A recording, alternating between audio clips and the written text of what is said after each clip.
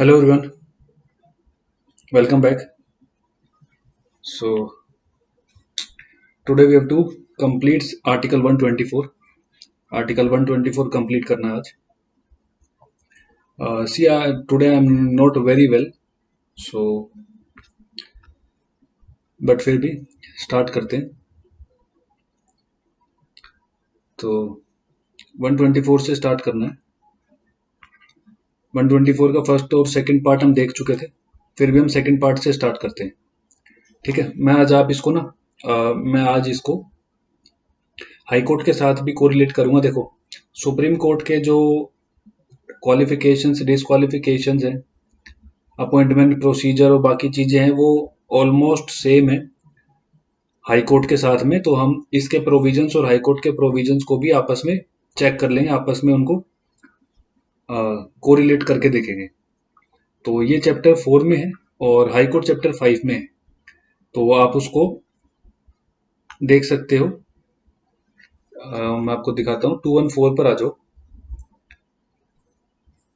214 या ना भी आओ तो मैं आपको दिखा रहा हूँ अभी अभी के लिए. आप इधर स्क्रीन पर देख सकते हो.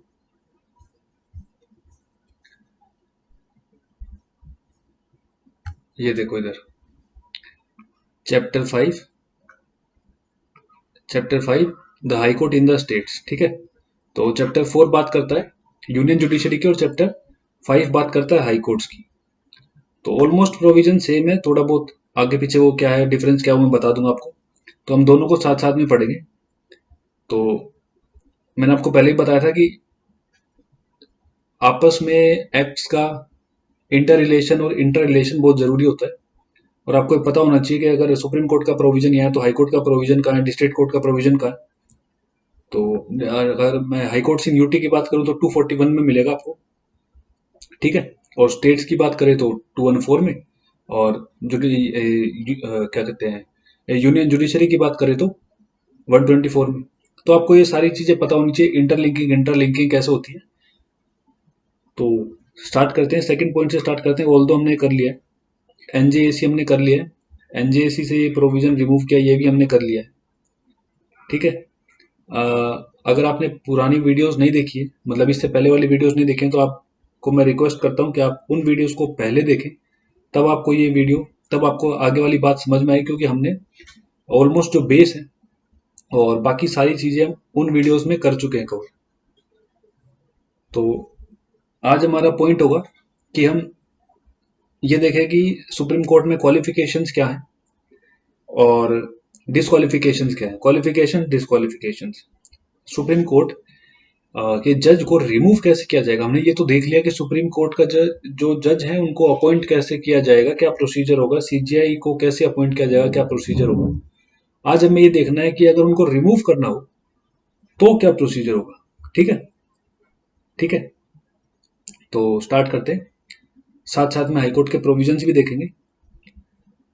तो एवरी जज of supreme Court shall be appointed by the president. यहां पर आप देखोगे, यहां पर लिखा हुआ है प्रेसिडेंट. ये हम कर चुके हैं. प्रेसिडेंट ही अपॉइंट करते हैं सुप्रीम कोर्ट के जज और हाई कोर्ट के जज को. President bye warrant under his hand and seal. अब नीचे आ जाओ. And shall hold office until he attains the age of 65 years. तो सुप्रीम कोर्ट में जज की रिटायरमेंट एज जो है वो 65 ईयर्स है. Retirement age. ठीक है. रिटायरमेंट एज जो होगी वो 65 ईयर्स होगी. डन. आगे चलते हैं. Provided that a judge may by writing under his hand addressed to the president resign his office. अब प्रेसिडेंट को क्या कहते हैं, सुप्रीम कोर्ट के जज को अगर रिजाइन करना है तो रिजाइन किसको करेंगे, प्रेसिडेंट को. जो अपना लेटर लिख के देंगे ना रेजिग्नेशन का, तो वो किसको एड्रेस करेंगे, प्रेसिडेंट को. ठीक है. रेजिग्नेशन कभी भी कर सकते हैं आदमी, जब भी जिसका मन करे. तो रेजिग्नेशन कभी भी हो सकता है. और रेजिग्नेशन एड्रेस करेंगे प्रेसिडेंट के नाम पर, क्योंकि प्रेसिडेंट ने ही उनकी अपॉइंटमेंट की थी. अ जज में बी रिमूव्ड और अगर रिमूव करना हो तो क्या प्रोसीजर होगा? एक तो देखो आप खुद अपनी मर्जी से रिजाइन कर रहे हो, और दूसरा होगा कि आपको रिमूव किया जा रहा है। तो अ जज में be removed from his office in the manner provided in clause 4। तो क्लॉज 4 में मैनर दिया हुआ है रिमूवल का। नीचे आ जाते हैं। अब 2A पढ़ सकते हो, 2A में वैसे मैं पढ़ देता हूँ। द एज ऑफ द जज of the supreme Court shall be determined by such authority and in such manner as Parliament में बाय लॉ प्रोवाइड। मतलब ये जो 65 की एज है, इसको पार्लियामेंट के पास अथॉरिटी है, वो इसको बढ़ा भी सकते हैं, 70 भी कर दे या फिर कम करके 60 भी कर दे। तो इसके ऊपर भी कई बार डिस्कशन हो चुका है और सुप्रीम कोर्ट के जजेस ने भी ये कहा है। मैं आपको वैसे एक एडिशनल इंफॉर्मेशन दे रहा हूँ। सुप्रीम कोर्ट के जजेस ने भी कई बार ये बोला है कि इसको बढ़ा देना चाहिए, 65 को 70 कर देना चाहिए, बट अभी तक के लिए 65 ही एज है। आगे चलते हैं। A person shall not be qualified for appointing as a जज of the supreme court unless he is a citizen of India. अब देखो कुछ क्वालिफिकेशंस हैं जो जज के पास होनी चाहिए। कुछ क्वालिफिकेशंस हैं जो एक पर्सन के पास होनी चाहिए सुप्रीम कोर्ट में जज बनने के लिए। जैसे कि आपके पास एलएलबी होनी चाहिए, मेट्रोपॉलिटन मैजिस्ट्रेट, या मैं आप कहूँ कि क्या कहते हैं, लोअर जुडिशरी में एग्जाम देने के लिए आपके पास क्या क्वालिफिकेशन होनी चाहिए? एलएलबी की। अगर आपको यूपीएससी देना है तो आपके पास क्या क्वालिफिकेशन होनी चाहिए? ग्रेजुएशन। अगर आपको कोई और एग्जाम देना है तो उसके लिए मतलब हर एग्जाम के एक क्वालिफिकेशंस होती है। सिमिलरली सुप्रीम कोर्ट में जज बनने की क्या क्वालिफिकेशंस हैं, तो वो मैं आपको बताता हूँ। क्या लिखी हुई है 124 में। सबसे पहले तो he is a citizen of India, एक इंडिया का सिटीजन होना चाहिए, सबसे पहली बात। दूसरी बात, has been for at least 5 years a जज ऑफ हाई कोर्ट। कम से कम 5 साल के लिए हाई कोर्ट का जज होना चाहिए। अब वो चाहे 1 साल के लिए दिल्ली हाई कोर्ट में हो, 2 साल के लिए एमपी में हो, 2 साल के लिए राजस्थान में हो, इन टोटल 5 साल होना चाहिए। यही लिखा हुआ है। और of 2 or more such courts in succession. ठीक है ना भाई? 1 साल दिल्ली हाई कोर्ट में सर्व किया, 2 साल मद्रास हाई कोर्ट में सर्व किया, बाकी के 2-4 साल कहीं और किसी और हाई कोर्ट में सर्व किया, तो सबको टोटल मिला के 5 साल होने चाहिए। और has been at least 10 years advocate of high Court, या फिर 10 साल से हाई कोर्ट में प्रैक्टिस कर रहे हो, किसी भी हाई कोर्ट में। ऐसे भी हो सकता है कि 5 साल दिल्ली हाई कोर्ट में प्रैक्टिस करी, 5 साल बॉम्बे हाई कोर्ट में प्रैक्टिस करी, इसको भी टोटल कर लिया जाएगा तो 10 साल हो जाएगा। ठीक है। और फोर्थ चीज क्या है? Is in the opinion of president a distinguished jurist. अब ये डिस्टिंग्विश्ड जूरिस्ट क्या होता है? इसकी कोई परिभाषा, इसकी कोई डेफिनेशन दी नहीं हुई। तो डिस्टिंग्विश्ड जूरिस्ट जो है वो कोई भी हो सकता है जिसको लॉ की बहुत डीपली डीपली नॉलेज हो, वो बहुत डीप नॉलेज हो। अब आप बात करो जैसे एच.एम. सरवई जी हैं या डी.डी. बसु है, जिन्होंने बुक्स लिखी हुई हैं, आपने इनकी बुक्स के बारे में सुना होगा, तो इनको आप बोल सकते हो they are eminent, they are distinguished jurist. या कोई टीचर है या कोई बहुत वेल नोन लॉयर, आप उनको बोल सकते हो एडवोकेट, जैसे राम जेठमलानी जी सर थे, तो उनको भी एमिनेंट क्या कहते हैं, डिस्टिंग्विश्ड जूरिस्ट बोल सकते हैं। तो डिस्टिंग्विश्ड जूरिस्ट के लिए कोई डेफिनेशन नहीं है। ठीक है ना?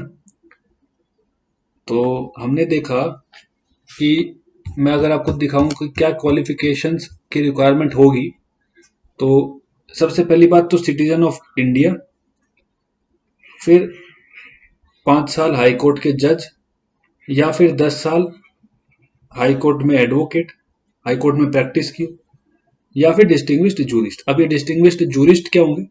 इनकी कोई डेफिनेशन, इनकी कोई पर्टिकुलर डेफिनेशन है नहीं। ये डिपेंड करता है, सब्जेक्टिव कॉन्सेप्ट है। सुप्रीम कोर्ट कोलिजियम जो होगा वो इसको डिसाइड करेंगे अपने। एक छोटा सा पॉइंट और बताता हूं मैं आपको। एक छोटा सा पॉइंट देखो, यहाँ पर एंड लिखा हुआ है। एंड मतलब होता है कि ये तो है ही सिटीजन ऑफ इंडिया, ये तो मैंडेटरी है, और इनमें से कुछ भी हो, क्योंकि यहाँ पर क्या लिखा हुआ है? और ठीक है ना? तो सिटीजन ऑफ इंडिया की अगर बात करें तो ये तो मैंडेटरी है, citizen of India he supreme court में जज बन सकते हैं। और इनमें से फिर कुछ भी हो सकता है। इसके साथ में या तो ये हो, या फिर ये, और या फिर ये। ठीक है ना? आगे चलते हैं। ये इजी था, इसमें तो इतनी कोई डिफिकल्ट बात नहीं थी मेरे हिसाब से, इतनी एक्सप्लेनेशन सफिशिएंट होगी। ठीक है, देखो, अब आप कहोगे कि 124 ही खत्म नहीं हो रहा है, हमने 2-3 क्लासेस कर लिए, 124 खत्म नहीं हो रहा। तो देखो, अगर आपको डीप, अब अगर आपको कंप्लीटली सारी बातें भी जाननी है, सब कुछ पढ़ना भी है, तो उसमें टाइम लगता है, टाइम टेकिंग प्रोसेस है।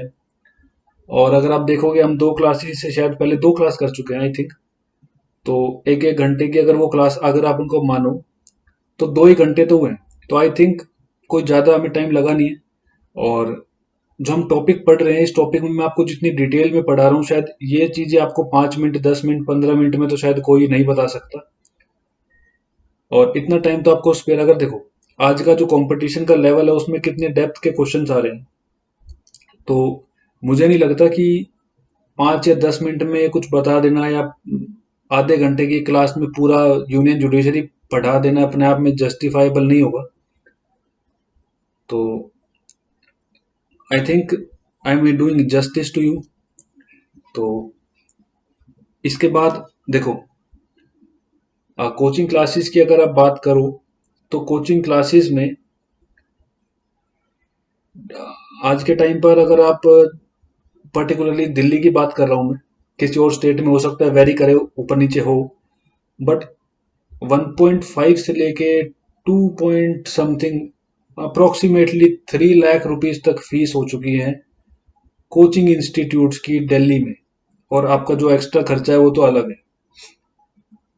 और मैं वो सारा कंटेंट आपको प्रोवाइड कर रहा हूँ, कहीं पर आपको जाने की जरूरत नहीं है, कुछ भी स्पेंड करने की जरूरत नहीं है।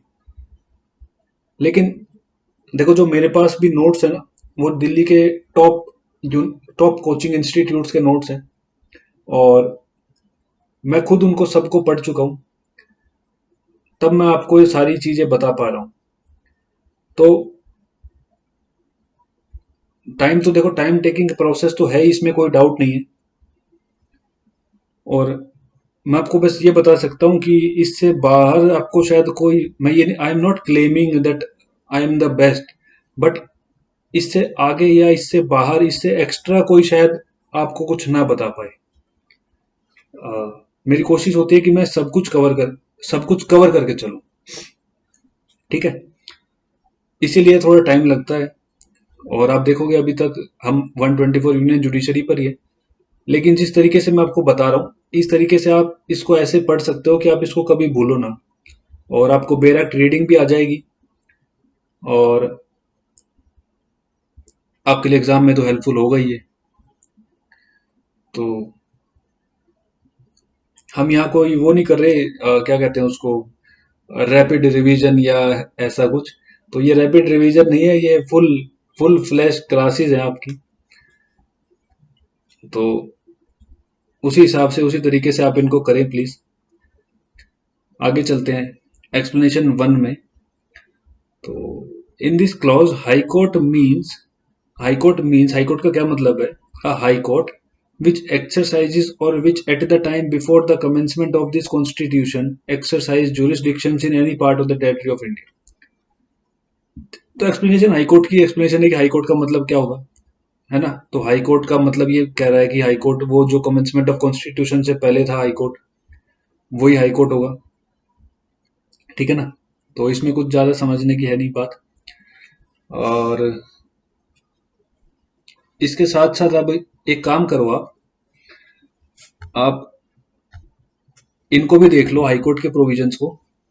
इसको तो हम कोर्ट ऑफ रिकॉर्ड को तो हम 139 आई थिंक सुप्रीम कोर्ट में, तो उसके साथ कर लेंगे। If I am not wrong 139 ही होना चाहिए मेरे हिसाब से। एक बार मैं चेक कर लेता हूँ, सॉरी सॉरी, 139 कह रहा हूँ, 29, 29 है ना? ये सिली मिस्टेक्स हो जाती है कई बार। तो 129 के साथ हम इसको कर लेंगे, 215 को। 214 से देखें तो there shall be High Court for each state, हर स्टेट के लिए एक हाई कोर्ट होना चाहिए। और अगर हम आज की बात करें, तो आज मेरे अकॉर्डिंगली 25 हाई कोर्ट है, 25। ठीक है ना। देखो ये एक क्वेश्चन और बताता हूँ मैं आपको, जो एग्जाम्स में आता है, प्रिलिमिनरी एग्जाम्स में। रिसेंट दिल्ली जुडिशरी में एग्जाम में क्वेश्चन आया था कि हाई कोर्ट में, दिल्ली हाई कोर्ट में कितने जजेस एडहॉक है, कितने टेम्परेरी और परमानेंट है, मतलब एडहॉक कितने हैं, परमानेंट कितने हैं। और तो दिल्ली में शायद 50 जजेस परमानेंट है और 15 एडहॉक, तो टोटल मिला के 65 होते हैं। तो इसी तरीके से हर स्टेट के अलग अलग नंबर ऑफ जजेस होते हैं। तो आप जिस भी स्टेट की प्रिपरेशन कर रहे हैं तो उस स्टेट का आपको ये पता होना चाहिए कि आपके हाई कोर्ट में कितने जजेस हैं, कितने एडहॉक हैं और कितने परमानेंट हैं। ठीक है ना। और इन टोटल 25 हाई कोर्ट है।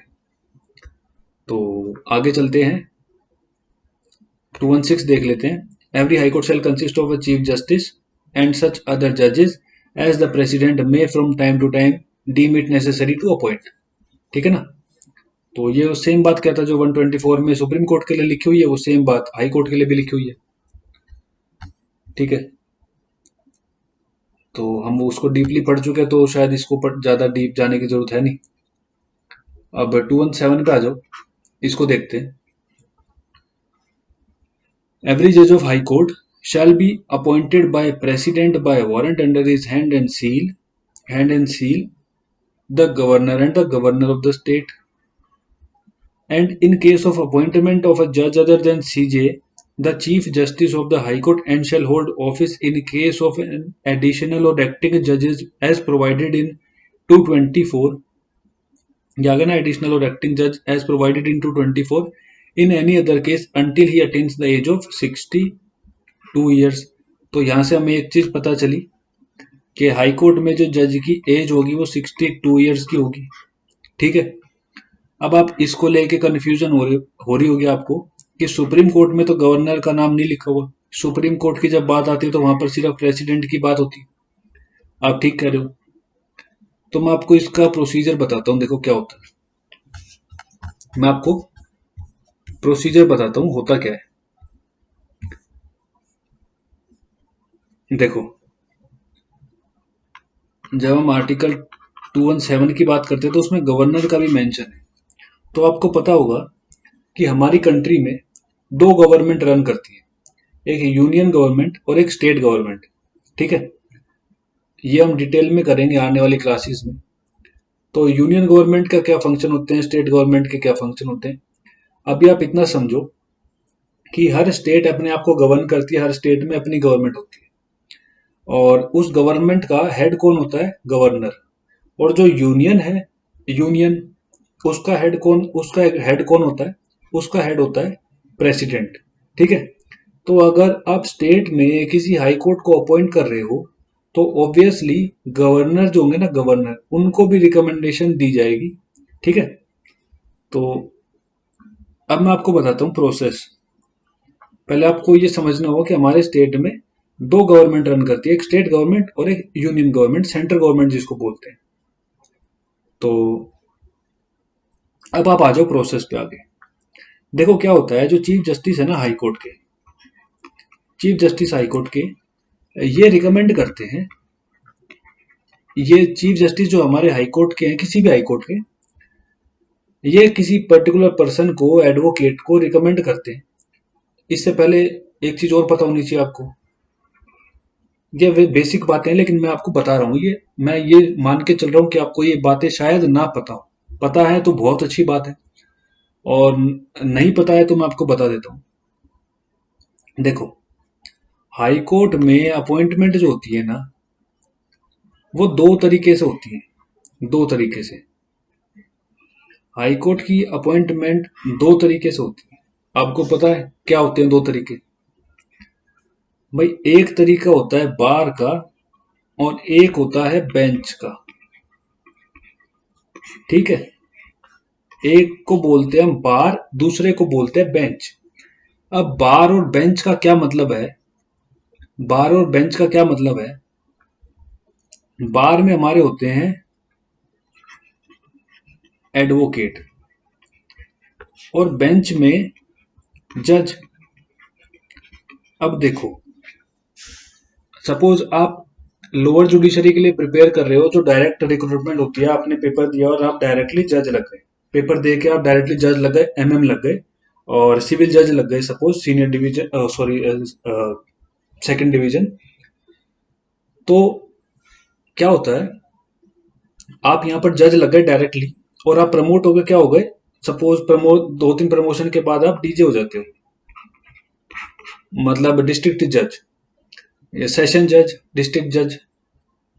आई होप आपको इनके बारे में डिफरेंस पता होगा, नहीं तो हम आगे देख लेंगे। अभी के लिए इतना जानो कि डिस्ट्रिक्ट कोर्ट में डिस्ट्रिक्ट जज होते हैं, पहले एमएम बनता है आदमी, एमएम के बाद प्रमोशन होके सीजेएम होता है, सीजेएम के बाद सेशन जज बन जाते हैं, सेशन जज, डिस्ट्रिक्ट जज, ठीक है ना, ऐसी प्रमोशन होती रहती है।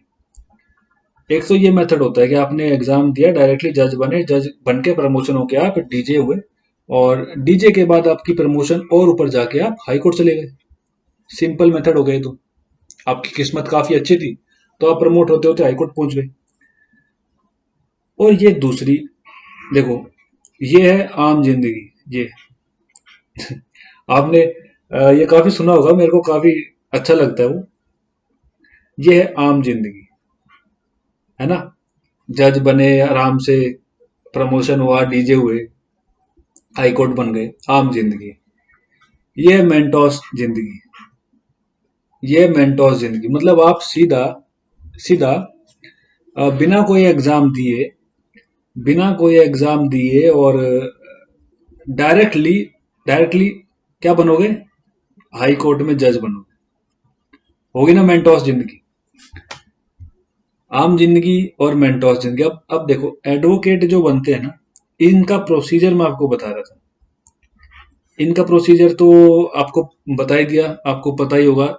पेपर दो, जज लगो, सिविल जज, उसके बाद प्रमोट होते होते बच्चे, या डायरेक्ट डीजे भी लगते हैं, डायरेक्ट डीजे भी लगते हैं।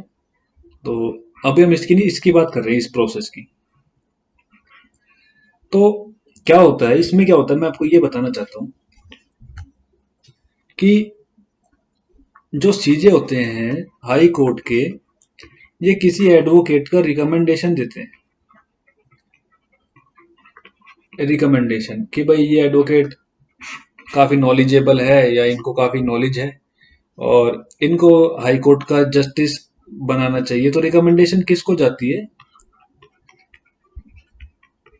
कोलिजियम को रिकमेंडेशन जाती है। और ये कोलिजियम मैंने आपको बताया था लास्ट क्लास में, 1:2 का होता है। कोलिजियम आपको नहीं पता तो प्लीज लास्ट वीडियो जाके देखें। कोलिजियम यहाँ से इसको अप्रूव करता है, या डिसअप्रूव कर दे तो बात ही खत्म हो जाएगी, और अप्रूव कर दे तो क्या होगा, ये अप्रूवल मिनिस्ट्री ऑफ लॉ को भेजा जाएगा, ठीक है। और मिनिस्ट्री ऑफ लॉ मतलब काउंसिल ऑफ मिनिस्टर्स। तो इसकी अप्रूवल फिर अल्टीमेटली पीएम के पास जाएगा, और पीएम इसको एडवाइस करेंगे, किसको, पीएम एडवाइस करते हैं ना, आर्टिकल 74 पढ़ेंगे हम आगे। तो पीएम एडवाइस करेंगे प्रेसिडेंट को, और इसके साथ में गवर्नर को, ठीक है, ठीक है। तो ये प्रोसेस होता है, ये प्रोसेस होता है हाई कोर्ट में एडवोकेट को हाई कोर्ट जस्टिस बनाने का। यहां पर इनको डायरेक्टली किसी हाई कोर्ट को, डायरेक्टली किसी एडवोकेट को हाई कोर्ट में जज बनाने का प्रोसीजर, ठीक है। कहाँ थे हम, यहाँ थे ना, ठीक है। अब ये देख लेते हैं, प्रोवाइडेड दैट अ जज may be in writing under his hand address to the President resign his office, क्योंकि प्रेसिडेंट ही ओथ दिलाते हैं ना, तो प्रेसिडेंट को रिजाइन करते हैं। जज में be removed from his office, ये सेम प्रोसीजर होगा। रिमूवल का जो प्रोसेस है ना, जो 124(4) में लिखा हुआ है, वही प्रोसेस सेम अप्लाई होगा इधर, यही लिखा हुआ इधर।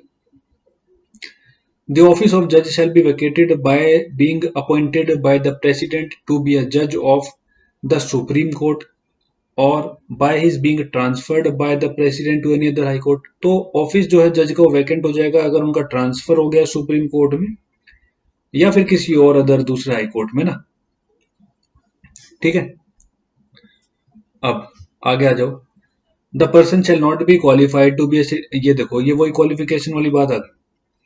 A person shall not be qualified for appointment of a judge of high court unless he is a citizen of India. He is a citizen of India. ठीक है। At least 10 years held a judicial office. At least 10 years been an advocate of high court. ठीक है। और देख लेते हैं और क्या है। और कुछ नहीं है, 3 चीजें। तो सुप्रीम कोर्ट की क्वालिफिकेशन हमने देखी थी। सिमिलरली हाई कोर्ट की कुछ क्वालिफिकेशन है जिसमें सिटीजन ऑफ इंडिया तो कंपलसरी है, और साथ ही साथ में 10 साल के लिए जुडिशियल ऑफिस होल्ड किया हो। जुडिशियल ऑफिस बोले तो एमएम से लेकर आपका सेशन और डीजे, पर्टिकुलरली आप डीजे ही देखोगे तो 10 साल तक आपने जुडिशियल ऑफिस होल्ड किया हो, ठीक है। या फिर 10 साल तक आप एडवोकेट रहे हो हाई कोर्ट में। ये सारी क्वालिफिकेशंस है, ठीक है ना। और इसके बाद हम पहले देखते हैं, मैं आपको दिखाता हूं पहले एक चीज। 124 पर ही आ जाओ आप वापस से। 124 पर ही आ जाओ, उसी के साथ साथ इसको पढ़ते रहेंगे। तो 124 है ना, यहाँ आ जाओ। ये पॉइंट करते हैं हम। फोर्थ और फिफ्थ करना, ठीक है। A judge of Supreme Court shall not be removed from his office except by order of president। मतलब प्रेसिडेंट के ऑर्डर से जज, सुप्रीम कोर्ट के जज को रिमूव किया जाएगा सिर्फ। passed after an address by each house passed after an address by each house of parliament supported by a majority of total membership of that house and majority of not less than two-thirds of the members of that house present and voting, and has been presented to the president in the same session for such a removal of the judge of, ये देखो आप, on the ground of proved misbehavior or incapacity। ये क्या है, ये 124 clause 4 124 clause 4 आपको बताता है कि सुप्रीम कोर्ट के जज का रिमूवल कैसे होगा, किस ग्राउंड पर होगा और क्या प्रोसेस होगा, ये 124 बताता है आपको, क्लॉज 4, ठीक है। इसको भी समझते हैं। आई नो आपको आया नहीं होगा समझ में, और अगर ये समझ में आ भी गया होगा तो भी आपको कंप्लीट चीज नहीं पता चलेगी। तो पहले 5 पढ़ते हैं। देखो, पार्लियामेंट में by law regulate the procedure, ये देखो, पार्लियामेंट में by law regulate the procedure for presentation of an address and for investigation and proof of the misbehavior or incapacity of a judge under clause 4। मतलब ये जो misbehaviour को prove करने वाली बात है ना, on the ground of proved misbehaviour और इनकैपेसिटी, इसके लिए पार्लियामेंट लॉ बना सकता है। देखो, मैं आपको अब बताता हूं आसान भाषा में। देखो क्या होता है, अगर आपको सुप्रीम कोर्ट के जज को रिमूव करना है, ठीक है, तो उसके लिए 124(4) में आपको प्रोसीजर दिया हुआ है, और ये प्रोसीजर कहता है कि अगर ये प्रूव हो जाए कि मिसबिहेवियर था और इनकैपेसिटी थी, मिसबिहेवियर या इनकैपेसिटी प्रूव हो जाए, तो आप इस प्रोसीजर को स्टार्ट कर सकते हो और आप सुप्रीम कोर्ट के जज को रिमूव कर सकते हो, ठीक है। लेकिन बात यह है कि इसको प्रूव करने का तरीका क्या है, प्रूव कैसे किया जाए कि मिसबिहेवियर था या इनकैपेसिटी थी। तो अगर आप 121 को देखो, इससे पहले एक बार आप आ जाओ, इससे पहले आप एक बार 121 देख लो, आपकी कंफ्यूजन दूर हो जाएगी। 121 की अगर बात करें, 121, हाँ ठीक है, 121 की अगर बात करें तो restrictions on discussion in Parliament, no discussion shall take place in Parliament with respect to the conduct of any जज of the Supreme Court or High Court in discharge of his duties except upon a motion for presenting an address to the President praying for the removal of judge। ये कहता है कि parliament में कोई discussion नहीं होगी जज के रिगार्डिंग, जज की ड्यूटीज के रिगार्डिंग पार्लियामेंट में कोई डिस्कशन नहीं होगी। ठीक है, 122 कहता है इस बात को। ठीक है, और सिमिलरली 122 अपोजिट बात करता है कि पार्लियामेंट की जो प्रोसीडिंग्स है उसको सुप्रीम कोर्ट में नहीं डिस्कस किया जाएगा, और 121 कहता है कि सुप्रीम कोर्ट के किसी जज के रिमूवल की जो डिस्कशन है वो पार्लियामेंट में नहीं होगी। ठीक है, तो 124 ये कहता है कि अगर अगर यह प्रूव हो जाए कि सुप्रीम कोर्ट के जज ने मिसबिहेव किया, इनकैपेसिटी हुई, तो उसके बाद प्रोसीजर स्टार्ट हो सकता है किस चीज का, उसके बाद प्रोसीजर स्टार्ट हो सकता है रिमूवल का। तो 124 क्लोज 5 हमें बताता है कि पार्लियामेंट के पास ये पावर है कि पार्लियामेंट कोई ऐसा प्रोसीजर एस्टेब्लिश कर सके जिससे हम मिसबिहेवियर और इनकैपेसिटी को पता कर सके या उसको प्रूव कर सके, उसको प्रूव कर सके। तो इस पावर का यूज करते हुए पार्लियामेंट ने एक लॉ बनाया। इस पावर का यूज करते हुए पार्लियामेंट ने एक लॉ बनाया जिस लॉ का नाम है जजेस इंक्वायरी एक्ट 1968। जजेस इंक्वायरी एक्ट 1968 124 क्लॉज 5 का यूज करते हुए पार्लियामेंट ने ये लॉ बनाया। अब मैं आपको बताता हूं कि क्या पूरा प्रोसीजर होता है एक सुप्रीम कोर्ट के जज, और सेम ही हमने देखा 217 में लिखा हुआ है कि सेम ही प्रोसीजर यूज होगा किसके लिए, हाई कोर्ट जज के लिए। ठीक है, सेम प्रोसीजर यूज होगा हाई कोर्ट जज के लिए। मैं आपको ये पूरा प्रोसीजर बता रहा हूं, इस प्रोसीजर को ध्यान से सुनना और इस प्रोसीजर को नोट डाउन भी कर लेना।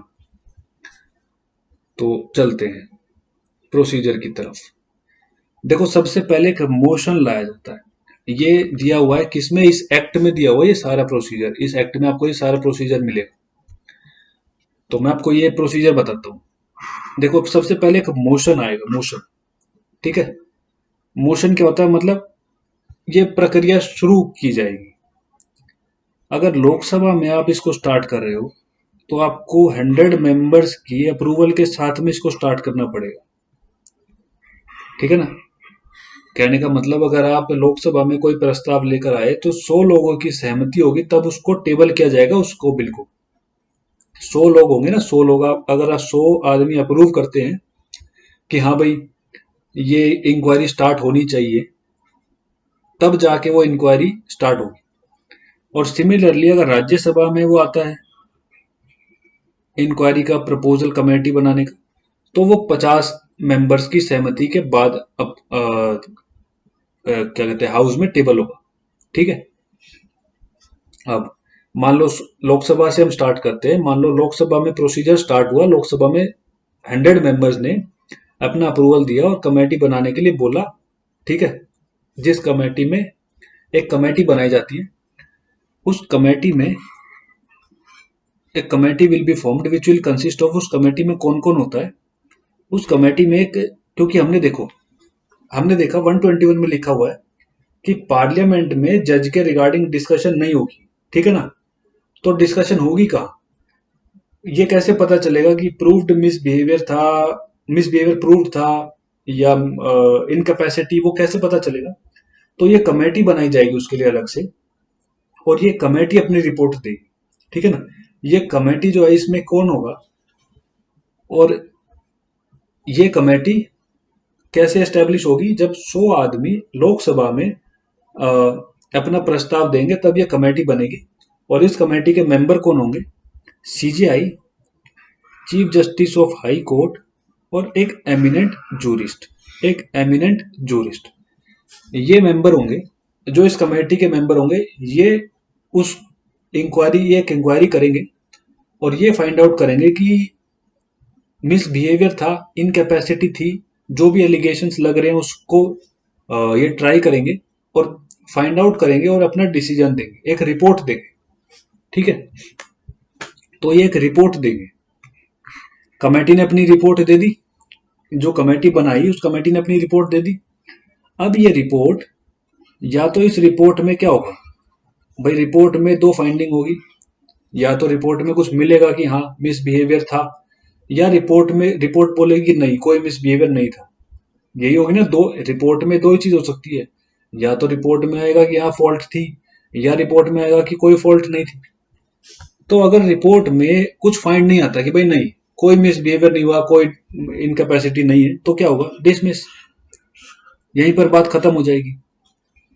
अब दूसरी बात करते हैं, अगर फाउंड कुछ मिल जाता है, कुछ मिल जाता है कि हाँ जी बिल्कुल था, तो report will be put forward on the floor of Rajya Sabha for voting. Sorry यहां पर लोकसभा कर लो, क्योंकि हम लोकसभा की बात कर रहे हैं।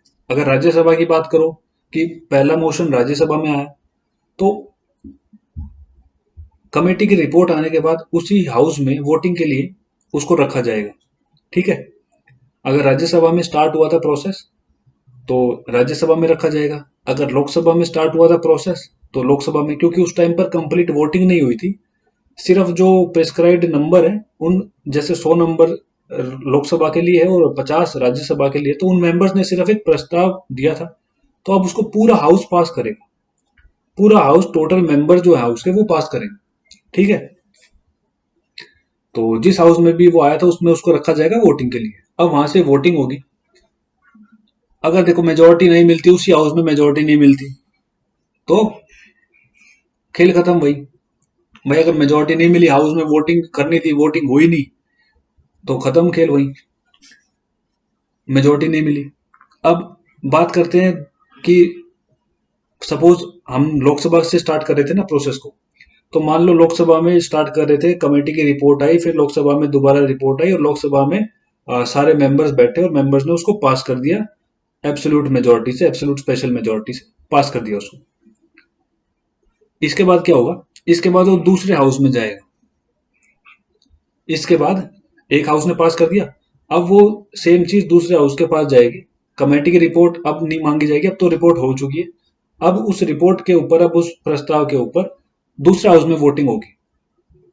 ठीक है, अगर दूसरा हाउस भी पास कर देता है, अगर दूसरा हाउस भी पास कर देता है, तो फिर बात जाएगी प्रेसिडेंट के पास, और प्रेसिडेंट को तो साइन करना है ही, और अगर प्रेसिडेंट ने कर दिया साइन, तो अब जो जज साहब थे वो वापस से वकील साहब बन जाएंगे और नौकरी को टाटा बाय बाय। ठीक है, प्रोसेस आया समझ में? मैंने कंप्लीटली इसको इसीलिए लिखा हुआ है ताकि आप कंफ्यूज ना हो। ठीक है ना, एक बार आप फिर से इसको देख लो, आराम से देखो इसको, बार बार वीडियो को रिवाइज करके, रिवाइंड करके। तो मोशन लाया जाता है किसी भी हाउस में, जो इसमें लिखा है उसके हिसाब से अगर बताऊं तो मान लो राज्यसभा में मोशन लाए गए, मोशन लाया, 50 आदमियों ने मोशन लाए, उसके बाद एक कमेटी फॉर्म हुई, उस कमेटी में ये मेंबर्स होते हैं सारे CJI, CJA of high court, eminent jurist. इसके बाद कमेटी की रिपोर्ट आती है, कमेटी को कुछ अगर नहीं मिलता तो डिसमिस हो जाती है रिपोर्ट वहीं, कुछ मिल जाता है तो उसी हाउस में जहां पर स्टार्ट हुआ था प्रोसेस, वहां पर वोटिंग होती है, वहां से वोटिंग अगर क्लियर हो जाती है, मेजोरिटी आ जाती है, ठीक है, तो दूसरे हाउस में जाती है, नहीं आती है तो वहीं पर डिसमिस हो जाएगा मैटर। दूसरा हाउस में गई, वहीं वहां पर भी अगर मेजोरिटी मिल गई तो बात गई प्रेसिडेंट के पास, प्रेसिडेंट ने साइन किया और साइन करते ही टाटा बाय बाय, अब जज साहब वापस से वकील साहब बन गए। ठीक है, तो ये होता है प्रोसेस एक जज को रिमूव करने का। ठीक है, तो एक चीज और इसमें और रह गई कि मेजोरिटी जो होती है वो कैसी होती है, मेजोरिटी वाली जो बात लिखी है ना इसमें, स्पेशल मेजोरिटी, एब्सोल्यूट मेजोरिटी, ये हमें करनी है। तो आई थिंक इसको हम नेक्स्ट क्लास में करें तो ज्यादा बेटर होगा, और जो बाकी चीजें रिमेनिंग रह गई उनको भी हम नेक्स्ट क्लास में कर लेंगे। आज के लिए आप इतनी चीजों को रिवाइज करो जो मैंने आपको बताया। इसके बाद कुछ फैक्चुअल चीजें हैं जो मैं आपको नेक्स्ट क्लास में बता दूंगा, कुछ फैक्चुअल चीजें हैं मेरे पास लिखी हुई है जो एग्जाम में हो सकता आ जाए। तो आज के लिए इतना ही। नेक्स्ट क्लास में मिलते हैं, और नेक्स्ट क्लास में आई होप कि ये सारा पार्ट खत्म हो जाएगा, उसके बाद नेक्स्ट टॉपिक स्टार्ट करेंगे। तो all for today, thank you.